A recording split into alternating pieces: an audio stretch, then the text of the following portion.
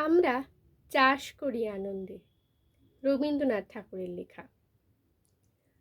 আমরা চাষ করি আনন্দে, মাঠে মাঠে বেলা কাটে, সকাল হতে সন্ধে, রৌদ্র ওঠে, বৃষ্টি পড়ে, বাঁশের বনে পাতা নড়ে, বাতাস ওঠে ভোরে ভোরে, চষা মাটির গন্ধে।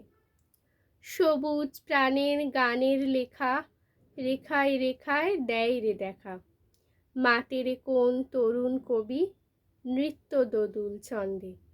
ধানের শীষে পুলক ছোটে, সকাল ধরা হেসে ওঠে, অঘ্রাণেরই সোনার রোদে, পূর্ণিমারি চন্দ্রে। এইখানেই কবিতাটা শেষ। যদি এই কবিতাটা আপনাদের ভালো লাগে তাহলে অবশ্যই কমেন্ট করে জানান। আর একটু ছোট্ট করে আমি বলি, এখানে রবীন্দ্রনাথ ঠাকুর বলেছেন যে কৃষক আমাদের প্রাণের বন্ধু।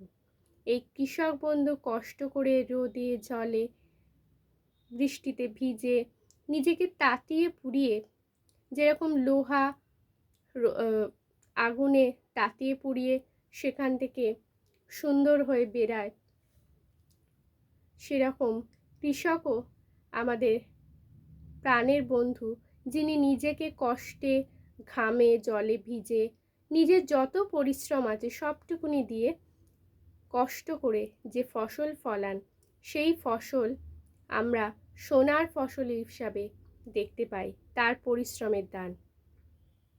কিন্তু সেই কৃষক বন্ধুর দাম আমরা হয়তো দিই না, কিন্তু একটা কৃষকের দান আমাদের কাছে বিশাল। যিনি আছেন বলেই আমরা বেঁচে আছি, আমাদের সমাজের বন্ধু কৃষক। সেই কৃষক বন্ধুকে আমরা সকলেই ভালোবাসবো এবং সম্মান দেব। আর বলেছেন, বাঁশের বনে পাতা নড়ে, রোদ ওঠে বৃষ্টি পড়ে, আর একটা চষা মাটির গন্ধ, যেটা কৃষক ফলিয়েছেন, সেই চষা মাটির গন্ধে আমাদের মন আকুল হয়ে যায়। আর কৃষক সেই ফসল কষ্ট করে ফলান বলেই হয়তো আমরা সবুজ প্রাণে খেলা অর্থাৎ সবুজ ফসল দেখতে পারি, তার পরিশ্রমের দান। এবং সেই কৃষকের ফসল ফলানোতে কবি খুশি হয়েছেন এবং নতুন একটা ছন্দ ফিরে পেয়েছেন। তাই জন্যই কষ্টে ধান ফলেছে, আর সেই ধানই আমরা ফুটিয়ে চাল সেদ্ধ করে ভাত খাই। তাই এই ভাত খাওয়ার পেছনেও কিন্তু আমাদের কৃষকের অবদান অনেক। আজ আসি বন্ধুরা, আবার দেখা হবে নতুন কবিতা নিয়ে। আর ততক্ষণে আপনারা আমার সঙ্গে থাকবেন।